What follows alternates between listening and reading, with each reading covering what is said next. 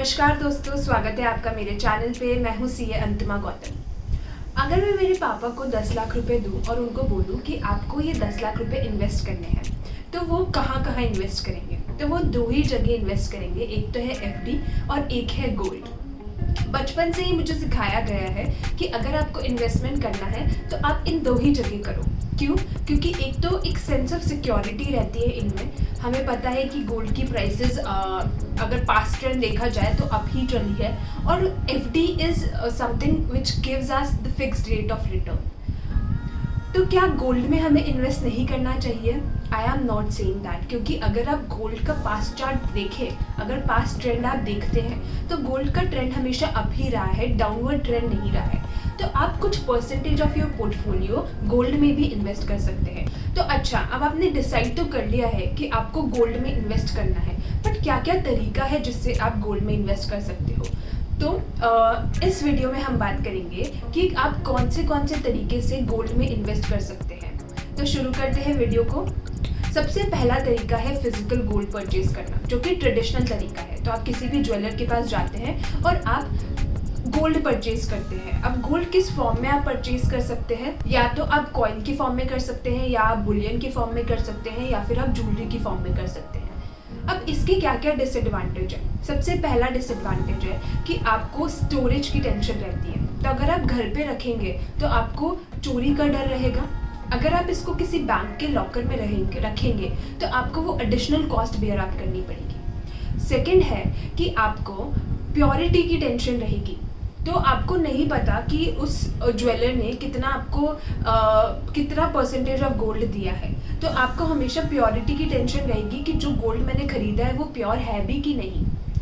Third, वो making charges लगा देंगे। तो द मोमेंट अगर आपने कोई भी ज्वेलरी खरीदी, अगर आपने gold in the form of jewellery खरीदा, तो the moment you step out of the showroom, उसका जो प्राइस है वो 15 to 20% कम हो जाएगा, क्योंकि वो 15 to 20% का मेकिंग चार्जेस लगाते हैं।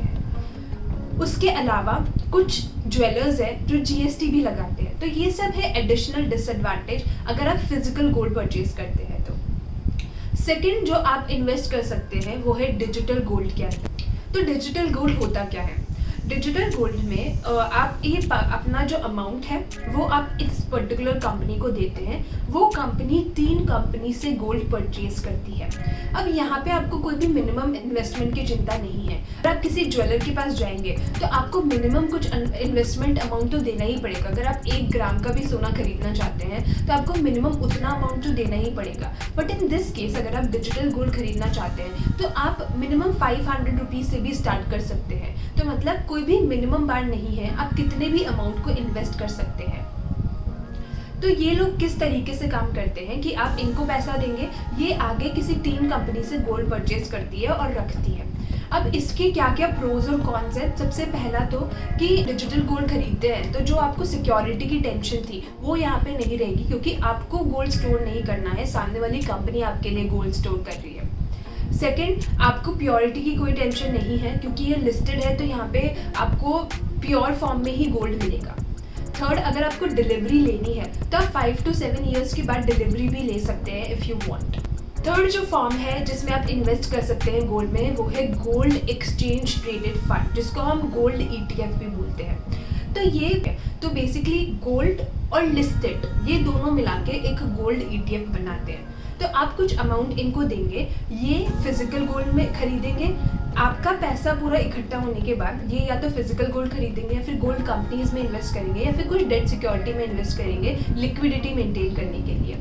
तो आप इनमें भी इन्वेस्टमेंट कर सकते हो। अगैन इसमें आपको कोई सिक्योरिटी की टेंशन नहीं है कि आपको स्टोरेज और ये सारी कॉस्ट नहीं लगेगी।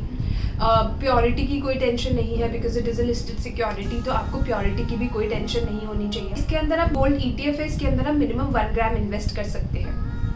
जो फॉर्म है वो है गोल्ड म्यूचुअल फंड। अब ये गोल्ड म्यूचुअल फंड आपके गोल्ड ETF में एक्सचेंज ट्रेडेड फंड में ही इन्वेस्ट कर सकते हैं। तो या आप डायरेक्टली गोल्ड ETF में इन्वेस्ट कर सकते हैं, या आप through gold mutual fund invest कर सकते हैं।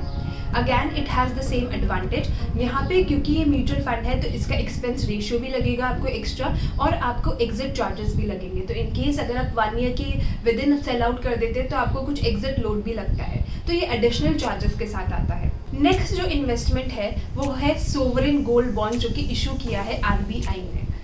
अब इस बिकॉज ये आरबीआई के द्वारा इशू किया गया है तो प्योरिटी की आपको कोई टेंशन लेने की ज़रूरत नहीं है।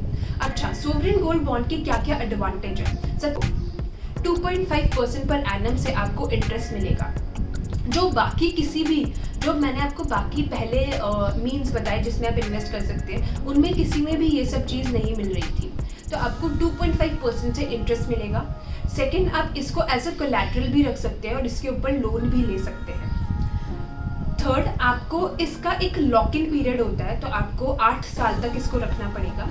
8 साल के बाद जो भी अमाउंट आपको मिलेगा उस पर कैपिटल गेन टैक्स आपको एग्जेम्प्ट है।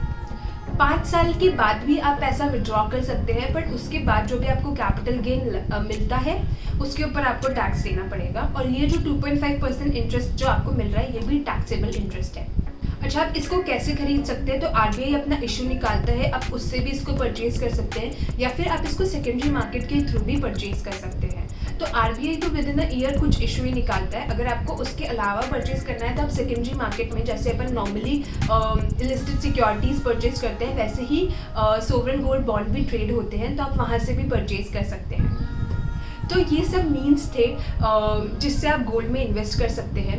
मुझे सबसे ज़्यादा अच्छा तरीका, और जो मैंने इन्वेस्ट कर रखा है, वो है सोवरेन गोल्ड बॉन्ड्स में, और वो मुझे सबसे अच्छा तरीका लगता है अगर आपको गोल्ड में इन्वेस्टमेंट करना है। बट स्टिल आप अपना प्रॉपर स्टडी करके एंड फाइंड आउट कर सकते हैं कि आपको किस पर्टिकुलर मीन्स में इन्वेस्ट करना है। तो thank you so much for watching. अगर आपको वीडियो पसंद आया है तो वीडियो लाइक ज़रूर करिएगा, चैनल को सब्सक्राइब करना ना भूलिएगा। Thank you so much for watching.